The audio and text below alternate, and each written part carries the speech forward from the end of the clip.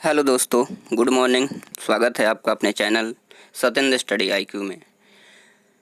आज भी हीट अर्थात ऊष्मा के चैप्टर की अगली सीरीज को लेकर आया हूं, तो सभी गाइस लास्ट तक ज़रूर देखें।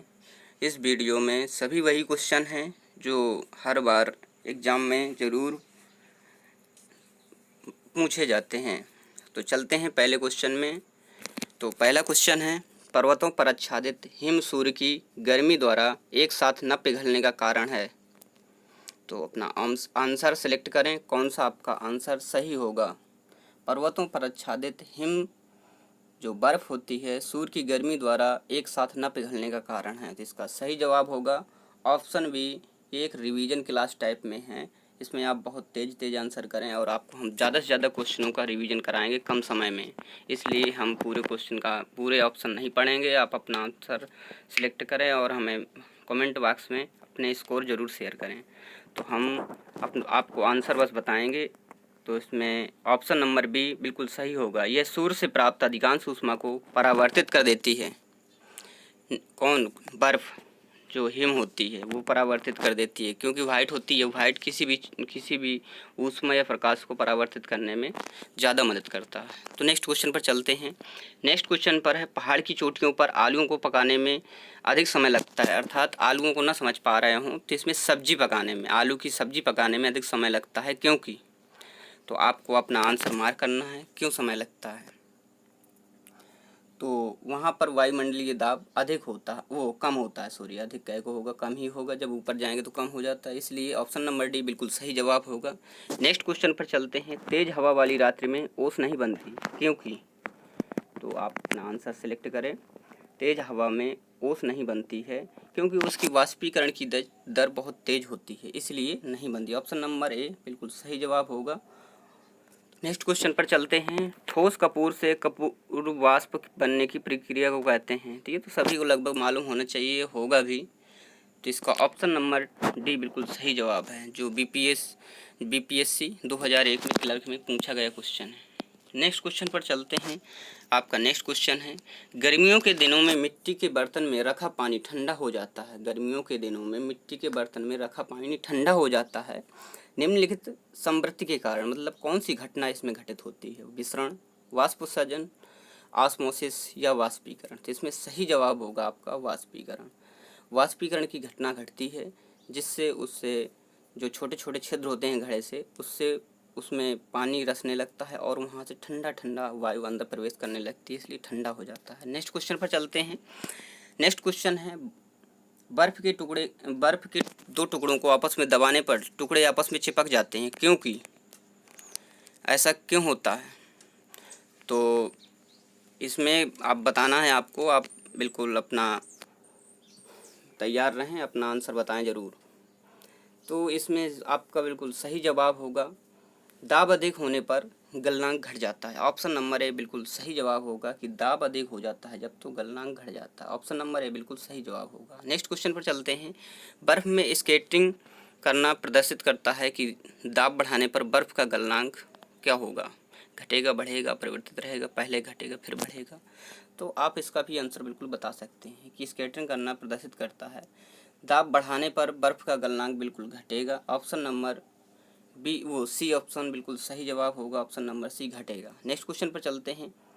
पानी से भरे गिलास में बर्फ़ का एक टुकड़ा तैर रहा है। टुकड़े के पिघल जाने पर गिलास में पानी का तल क्या होगा? ऊपर उठेगा, वो बढ़ जाता है, घट जाता है, अपरिवर्तित रहता है, इनमें से कोई नहीं। तो इसमें बिल्कुल सही जवाब होगा अपरिवर्तित रहता है। ऑप्शन नंबर सी बिल्कुल सही जवाब होगा। नेक्स्ट क्वेश्चन पर चलते हैं। ये क्वेश्चन थोड़ा बिलर हो गए हैं, 2-4 क्वेश्चन, तो गाइस इसमें थोड़ा सा हम पढ़ के बता रहे हैं, आप समझ लेना। प्रेशर कुकर में भोजन कम समय में तैयार हो जाता है, क्यों? जल का क्वथनांक बढ़ जाता है, जल का क्वथनांक घट जाता है, भोजन कम ऊष्मा लेता है, उपरोक्त में से कोई नहीं। तो प्रेशर कुकर में भोजन कम समय पकने का कारण होता है कि उसके जल का क्वथनांक बढ़ जाता है। ऑप्शन नंबर ए बिल्कुल सही जवाब होगा। ऑप्शन नंबर ए कि क्वथनांक उसके अंदर का बढ़ जाएगा, इसलिए जल्दी तैयार हो जाता है। मनुष्य आर्द्रता से परेशानी महसूस करता है, इसका निम्न में से उपयुक्त कारण क्या होता है?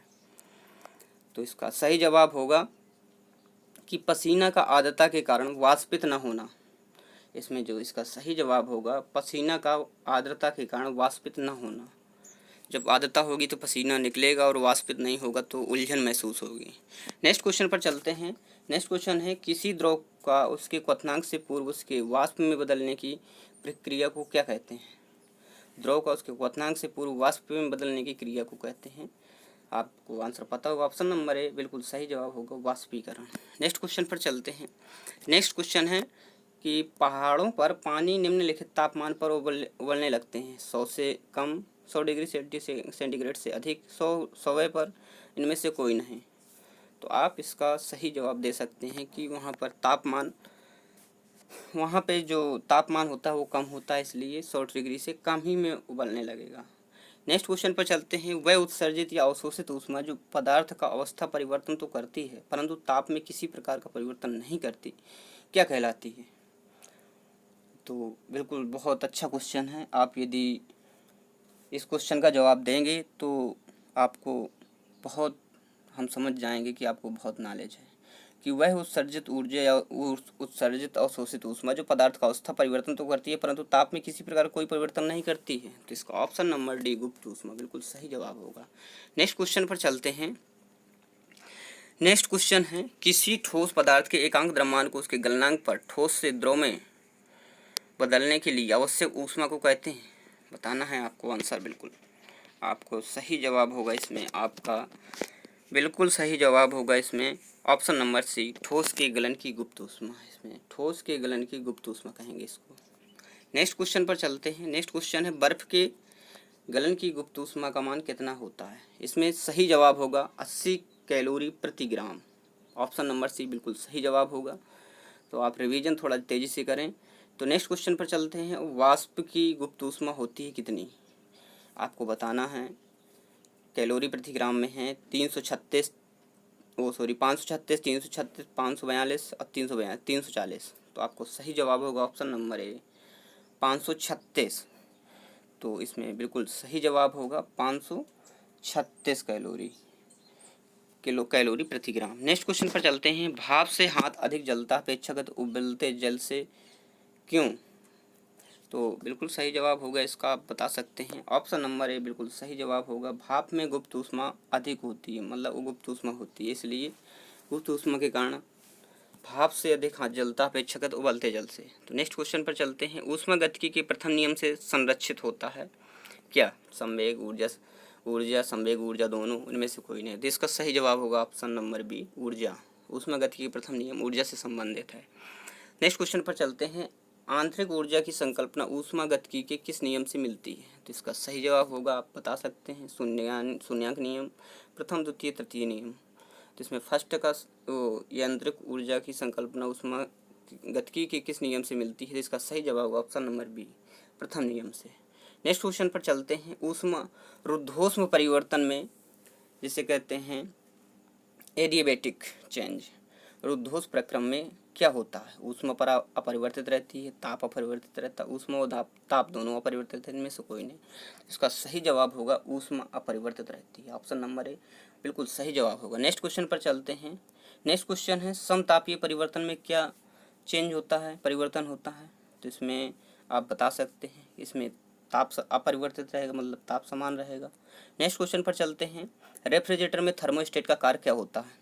रेफ्रिजरेटर में थर्मोस्टेट का काम, तो इसमें लगभग पता होना चाहिए सभी को। तो एक समान तापमान बनाए रखना थर्मोस्टेट का काम होता है, एक समान तापमान। ऑप्शन नंबर सी बिल्कुल सही जवाब होगा। नेक्स्ट क्वेश्चन पर चलते हैं। नेक्स्ट क्वेश्चन है, तापगतिकी का प्रथम नियम समानतः किससे संबद्ध मामला है? चार्ल्स नियम, ऊर्जा के संरक्षण नियम, ऊष्मा विनिमय के नियम, न्यूटन के शीतलन नियम। तो ऑप्शन नंबर बी बिल्कुल सही जवाब होगा, ऊर्जा के संरक्षण नियम, option number B. Next question पर चलते हैं। सूर्य की सतह का तापमान कितना होता है?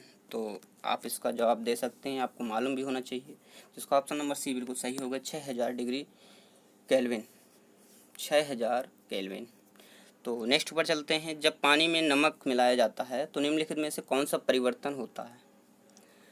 तो जब नमक मिला देते हैं, जब पानी में नमक मिला देते हैं तो इसमें आपका कौन सा परिवर्तन देखा जाता है? तो इसमें सही है क्वथनांक बढ़ता है और जमाव बिंदु घटता है। ऑप्शन नंबर ए बिल्कुल सही जवाब होगा, क्वथनांक बढ़ेगा और जमाव बिंदु घट जाएगा यदि नमक मिला देंगे। नेक्स्ट क्वेश्चन पर चलते हैं, ऑप्शन नंबर ए सही होगा उसका। क्वेश्चन नंबर फर्स्ट मतलब नेक्स्ट में चले हैं। गर्म मौसम में पंखा चलाने से आराम महसूस होता है क्योंकि पंखा ठंडी हवा देता है? नहीं। आपको बताना है इसका ऑप्शन नंबर कौन सा सही होगा। तो इसका सही ऑप्शन होगा कि गर्म मौसम में पंखा चलाने से आराम महसूस होता है तो हमारा पसीना तेज़ी से वाष्पीकृत होता है। ऑप्शन नंबर बी बिल्कुल सही जवाब होगा, option number B. Next question पर चलते हैं। हमारे कमरे को ठंडा किया जा सकता है कैसे?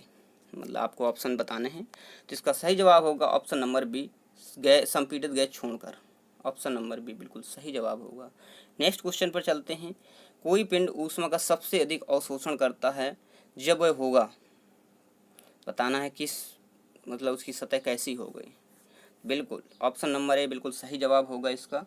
ऑप्शन नंबर ए होगा, काला और खुरदरा होगा तो सबसे अधिक ऊष्मा का अवशोषण कर सकता है। नेक्स्ट क्वेश्चन पर चलते हैं। किस बिंदु पर फ़ारेनहाइट तापक्रम सेंटीग्रेड तापक्रम का 2 गुना होता है? तो बिल्कुल सही जवाब होगा इसमें 160 फ़ारेनहाइट तापक्रम सेंटीग्रेड तापमान का 2 गुना। ऑप्शन नंबर डी बिल्कुल सही होगा। ये सभी question most important RAS RTS SSC railway bank ये सभी में रिपीटेड क्वेश्चन है, ये बार बार पूछे जाते हैं। इसका तो सूत्र होता है इसमें होता है F-32। इसका क्वेश्चन होता है वो होता है सूत्र होता है F-32/9 इक्वल टू C/5। इसका यदि फ़ारेनहाइट और डिग्री सेल्सियस में निकालना है तो ये सूत्र होता है, ये 9 है। तो F-32/9 इक्वल टू C/5, तो ये सूत्र है। नेक्स्ट क्वेश्चन पर, ये लास्ट क्वेश्चन है आपका, तो इस क्वेश्चन का जवाब आप दे सकते हैं। तो इसका जवाब आप बता सकते हैं कि थर्मामीटरों में आमतौर पर पारद का प्रयोग किया जाता है क्योंकि इसमें क्या होता है? तो इसमें सही जवाब होगा ऑप्शन नंबर सी, जो उच्च चालकता होती है इसलिए इसको प्रयोग करते हैं आमतौर पर थर्मामीटर में। तो गाइस मुझे उम्मीद है कि आपको क्वेश्चन अच्छे लगे होंगे और आप अपना स्कोर हमें ज़रूर शेयर किया करें और हमारे चैनल को लाइक सब्सक्राइब ज़रूर करें और दोस्तों से भी कराएं। हम इस चैनल में अभी तो फिजिक्स और बायो अर्थात भौतिक विज्ञान और जीव विज्ञान के क्वेश्चन डाले हैं। जीव विज्ञान के अभी 10 तक उसको भी सीरीज पहुंचानी है। इसके बाद मैं जीव विज्ञान के भी क्वेश्चन, बहुत अच्छे क्वेश्चन लाऊंगा। तो गाइस बने रहें हमारे इस वीडियो के अंत तक। और तो सो गाइस थैंक यू, धन्यवाद। जय हिंद, जय भारत।